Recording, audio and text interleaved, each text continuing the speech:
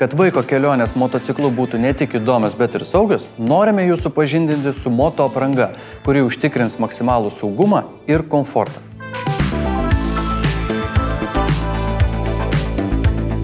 Pradėkime nuo svarbiausio saugumo elemento – šalmo. Šis lengvas, tačiau tvirtas šalmas apsaugo galvą nuo smūgių, o specialūs motokroso akiniai apsaugo akis nuo dulkių ir vėjo. Tačiau reikia nepamiršti ir kaklo apsaugos. Ji užtikrina papildomą saugumą kaklui. Dabar pakalbėkime apie kūno apsaugos.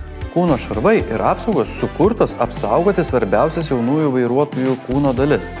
Šarvams komfortą užtikrina elastinis orui pralaidus tinklelis ir nedidelis jų svoris, o galima rizika susižeisti sumažins alkūnių, pečių, stuburo, krūtinės ir kelių apsaugos.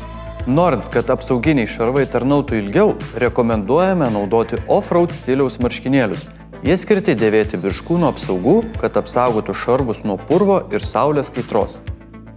Nėra blogo oro, yra tik netinkama apranga.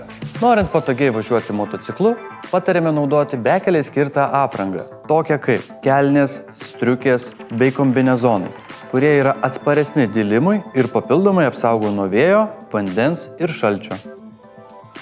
Komfortiškos pirštinės mažajam lenktynininkui leis patikimai valdyti transporto priemonę, užtikrins gerą ventiliaciją ir papildomą apsaugą. Paskutinė, tačiau ne ką mažiau svarbi aprangos dalis yra batai.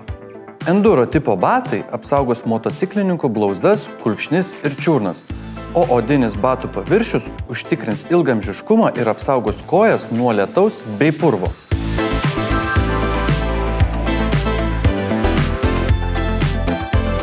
Pasirūpinkite vaiko saugumu ir leiskite jam mėgautis nuotykiais su CF Moto keturračiais.